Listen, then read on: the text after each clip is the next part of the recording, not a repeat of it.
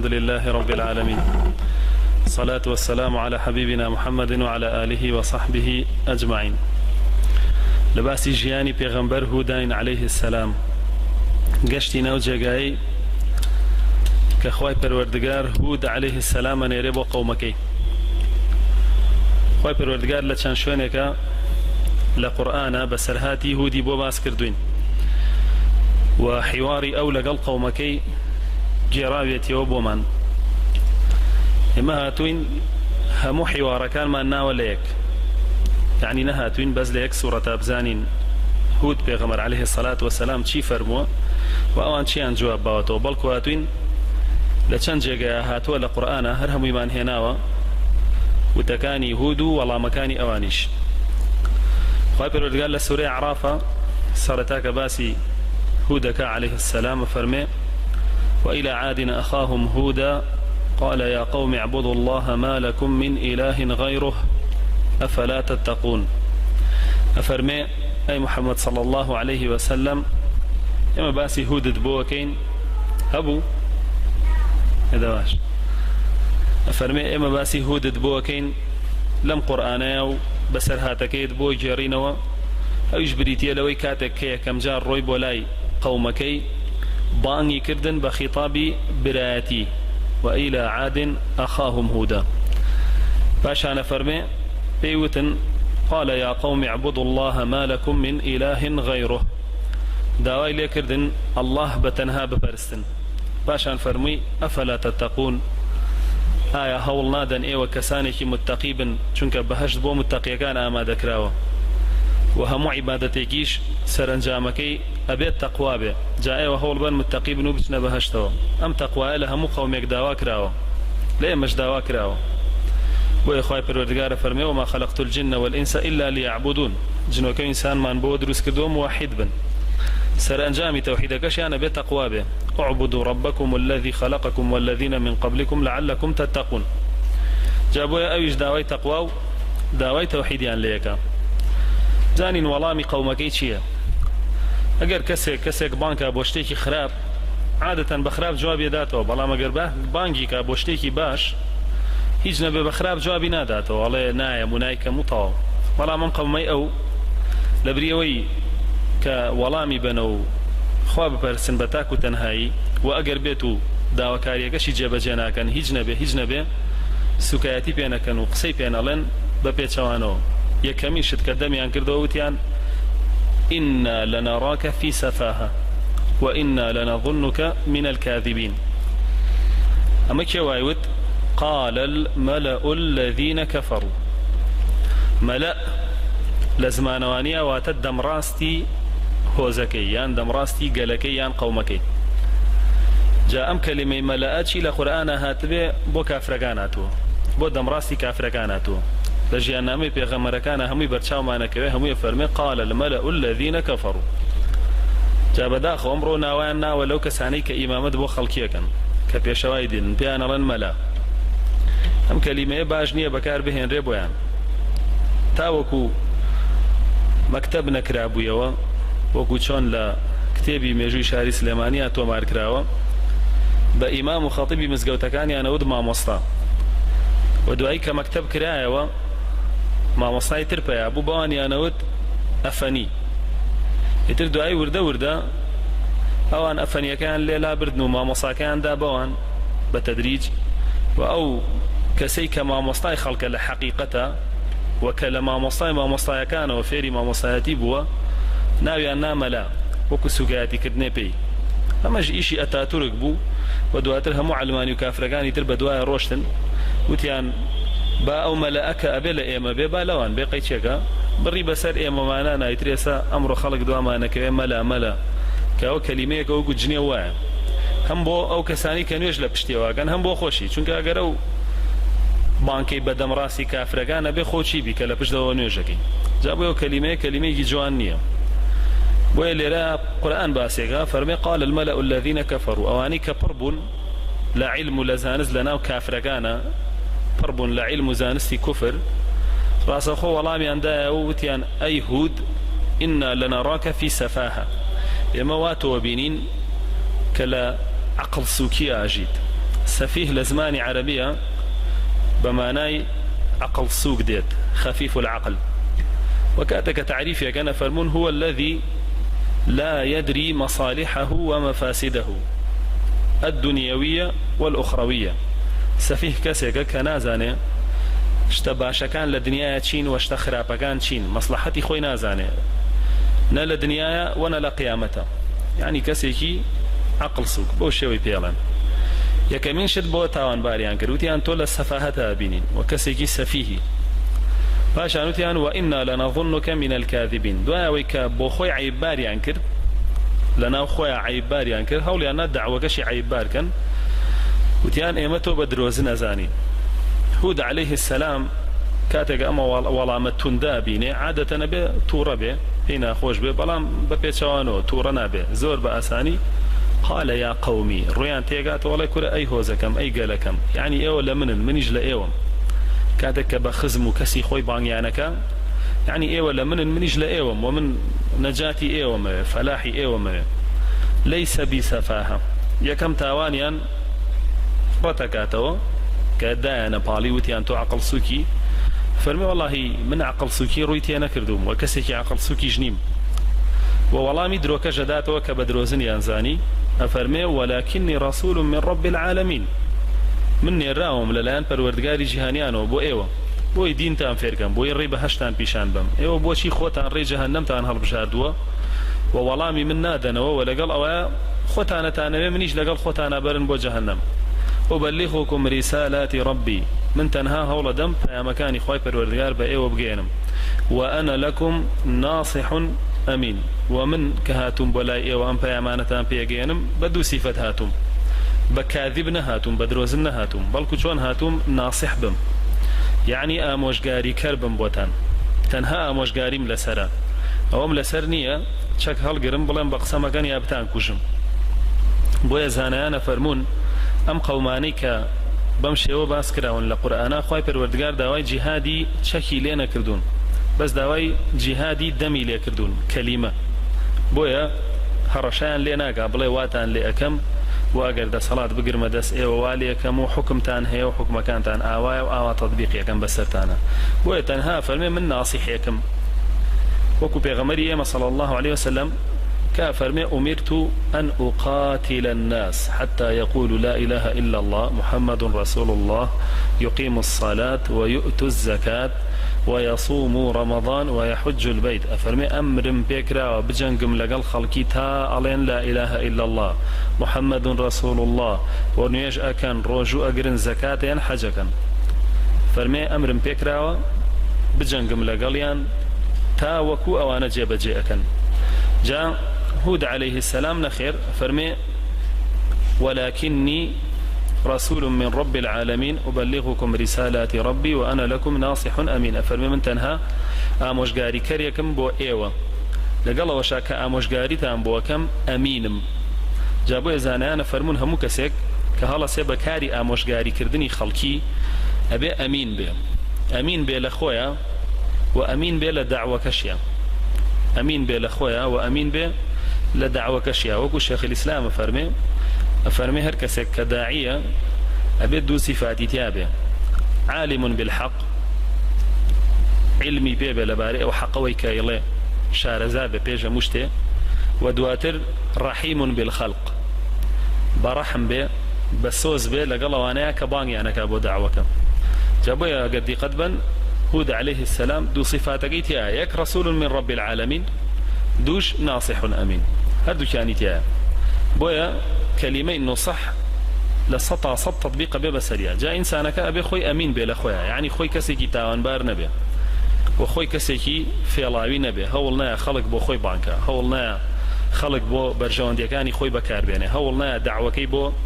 مبستكاني خوي بكار بيني وبو شهوتكاني خوي بكار بيني بلقو تنها بو سرخصني دينكي خوي پروردگار كار بكا أما لخويا بو شيو أمين بي ودواتر أمانتي جياني أو خلقش بپارزي أمانتي جياني أو خلقش بپارزي توشي شر شور فتنو لنا وبردنيا أنك بون منكسانة هاتن يانو ديما الدعوي پیغمبران ما نهر بجاردو دواتر ملتان يا بيكا هميان توشي شر شورا كردو بكشتي أنا داو دايش خوان تي أنا قوشان خوان رزقارا قد جابوي أو إنسانا بي ناصح بي وأبي أمينيش بي أمانتي جياني أو خلق بقريت أصلي خوي وبي بارزيت شنك أو خلق الدين لو ورقري جويلة أو أقري قسي أو للاي أو خلق فتوايا إيشي بيكا بقسي خواي أزاني وأزاني لان خوا أم أمري بوهاتو جابوي أو بي ألم قسو باسي خويا أمين بي وأمانتي أو جياني أو خلقتي أقنيا جابوي أفرمي من دروز النيم وعقلش مسوقنية بلكو تنها ناصح يكو أمين يكم هاتون بولاي إيوة آموشگاري تام بكم بي أوي أمانتي جياني إيوة تيك بدم باشان أوانيك دجاتي كان ديسان ملائكانيان هي وانيك كافرن قسيكي تري بي إعلان كأوي جوايا أجر تو پیغمبري أجر للايان خواواني الراوي بو هيج تايبت من ديك النية بوكو إيمي ما هذا إلا بشر مثلكم يأكل مما تأكلون منه ويشرب مما تشربون ألين هود پیغمبرني أي خلقنا باوري بيمكن هر أو سفيهه وهر أو دروزنه كأي موتمان بلغش معنوية أو بشرك وكويوه هيج جاوازي خينية يأكل مما تأكلون منه ايوه تشي أخونا يجوا أخوة ويشرب مما تشربون وايوه لتشي أخونا أو يجلوا أخواته ويهود عليه السلام ديسان والله أنا ذاته فرمي يا قومي لا أسألكم عليه أجرا الله قومكم نهاتون قولتان ببرموهلتان بخلطينم بوايا بزانن كمن داواي بارتان ليناكم نالم ورن مالم بني بوي أم دينتان فيركم ورن بمجيانن بوي أو دينتان فيركم إن أجري إلا على الذي فطرني من أجري خوم تنها لك داواكم لو كسيك دروس كرمة وككدومي ببيغمبر وناردومي بولاي ايوه دعوتانكم أفلا تعقلون آيا ايوه عقل ورناقرن بيرناكنو ككسيك اگر بيتو بيتناوتانو دعويكتان بكاتو خوي ماندو بكاتو بي اوي هيج أجري كيشي بيوه آيا أم كسا دروزنا آيا أم كسا راسيني بينية آيا أم كسا حقي بينية ونايو ايوه بانكا بولاي بابزاين والامي اوان چون بو اوان ديسان روى كان قالكي خوانو كأبين هندي كان دواي هود كوتون بيانالن ولئن أطعتم بشرا مثلكم إنكم إذا لخاسرون أجر إيوه بيتو دواي إنسانك بكون كوكو خوتان أخوا وأخواته أو إيوه كسانيكي دوراون وسرانجاميكي باشتان نابت يعني أجر بيتو إيوه ديني خوا تطبيق كان بكوتي مختصري وان بيوتون إيوه كسانيكي دوراون إيوه كسانيكي دوا كوتوبن بوشي وش لجياني دنيا أدورين وأبين قيامتي يجبوني نية ليجهر دوراوبن يعني بوشي ولامي هود دنو باشان هود بيانا فرميتو إني لكم رسول أمين فاتقوا الله وأطيعون ولا تطيعوا أمر المفسدين الذين يفسدون في الأرض ولا يصلحون لا سياق كاني آيات كان أبو ما اندركوه كخلقك قومي هود بون بچن بشيكو بشي كان باوريان بيناو خوان يقلعي كردوتو بو دينكي بشي كان باوريان بينا هناو خوان يقلعي كردوتو بو دجايتي كردني بشي كيشيان لو بينا بون آية باور بينن يا باور نهينن أم بشي حوار قرآنيكا باسي أواناكا كلو بينها بون باور بينن بهود يان باوري بينه هنن بويا فرمي هود عليه السلام بيانا فرمي دوا اويك اوان قمان دروسكن لسر هود بيانا فرمي اي قومكم لخوا بترسن بتنها او ببرسن شوين قسي مفسيدة كانتان مكون شوين قسي مفسيدة كانتان مكون چونك ليك كاتات وناتواني بدواي كسيكي فاسد وبي وبدواي كسيكي مصلحي شوبي هود مصلح بو سرقورقاني قومكي ككافر وبيدين بون مفسد بون توي مسلمان ناتواني ليك كاتابلي من بقسي مفسد كشكم وبقسي مصلح كشكم اگر بقسي مصلح كاكي بخود يقلعي كي تولا قلوابي اگر نا بقسي مفسد كاكي بهماشي وببروي تبال او يترنيتو بلاي مصلح كا بلان تو دي وكهينا وجوغا لم يجا خويتو وخودت تبالميش أما لديني إيمان نفاقي بيوتري أما لديني إيمان نفاقي بيوتري هر كسيك لولا وشين مفسدة كان كوتوا يتربويان بايا دوايانا كوي چپڵیان بۆ لێیە ڕەواجیان پێدا و لەم لاشەوەیە بۆ مزگەوت لێرە سەرمەوقولاتە ناوچوانیە بە عەرزا و هەڵەسێتەوە و دەم و لێوی خۆی وشکەکاتەوە بە ڕۆژووە بێ ئەمە لە دینی ئێمە پێوترێ منافق پێی ناوترێ مسلمان چونکە ئەبێت تۆ یەکلایی ببیتەوە بە کابرایان وت خورما خۆی یا مێوژ وتی خورمش ناکرێ بێ خورما بخۆی یا مێوژ بخۆی ئیتریان لەگەڵ مفسیدەکان بە بەتەواویان لەگەڵ مصلحەکان بە جا بۆیە دعوەی هود عليه السلام ئەم سێ بەشەی تیا بووە مفسیدی تیا بووە ئەوە مصلحی تیا بووە مصلحەکان جەماعەتی هود بوون مفسیدەکانیش جەماعەتی کافرەکان بوون ولو بینەشا کەسانێک هەبوون کە هێشتا خۆیان یەکلایی نەکردوێتەوە لەو بینایە مزەبزەب بوون خۆی پەروەردگارە فەرمێ بە منافقەکان مزەبزەبینە بینە ذلك لا إلى هؤلاء ولا إلى هؤلاء فەرمی منافقەکان دوو دڵن بەردەوام لە گومانان خۆیان یەکلایی نەکردوێتەوە بڕۆن ببن بە کافر بە یەکجاری یان بێنە ناو مسلمانەکانەوە بە یەکجاری و بەڵکویانەوێ لە هەردوو لا بخۆن و بژین و تا ڕۆژەی کە ئیتر ئەگەر بێت و ئەم لا بردیەوە بە یەکجاری خۆیان بەنە پاڵ ئەمانەگەرە و لاش بردیەوە بە یەکجاری خۆیان بەنە پاڵ ئەوان شتی وانە خۆی دین کاتێک لە ئینسانە دەرەکەوێ و ڕەنگە داتەوە کە دوژمنی زۆر بێ و ئەو خۆی یەکلایی کردبێتەوە بۆ دینەکەی نەوەک چاوەڕێ بێ بڵێ بزانم دوژمنەکانی سەرەکەون یان دینەکە خۆی سەرەکەوێ ئەوسا خۆم یەکلایی بکەمەوە بەڵکوە بێ ئەو پەڕی دوژمنی زۆر بێ ئەم خۆی یەکلایی کردبێتەوە بۆیان و دواشی کەوت بێ و باخیشی نەبێ لە دوژمنەکانی بۆیە هود عليه السلام ئامۆژگاری ئەوانە ئەکا پێیان ئەڵێ ولا تطيعوا أمر المفسدين شوێن ئەو کەسانە مەکەون کە بە چاوی خۆتانیان بینن فاسدن کە کابرا مەلها کاتەوە باڕەکاتەوە مەشروب خانەکاتەوە ئیتر ئەبینی دایان پیست بۆ هێنێ لە هەموو دەوڵەتەکانەوە ئیتر ئەبینی دین مەمنوعەکە ئیتر ئەبینی تا بۆی بکرێ لە دین ئەدا لە مسلمانانەدا ئیتر تۆ ولا تطيعوا أمر المفسدين بلا فسادك دياري ترخوي إنكاري لنا كره خو فساد بتزيوناك بأشكرا بو تقاتو تو بو شي تري طاعيك بو دوايك بو شينيك الذين يفسدون في الأرض ولا يصلحون أبينن بشاوي خوتان فساد بلاوكات ولا سرزوي يجي إصلاح يقناك يتر بو دوايك دي سامزانين والله أمان شون بو قالوا يا هود ما جئتنا ببينة وما نحن بتاركي آلهتنا عن قولك وما نحن لك بمؤمنين يترك زانيان أولاد صلاة ينزور وأوان بهيزن وأوان توانايان هي خوان دا بالوان خوان يقلاي كردو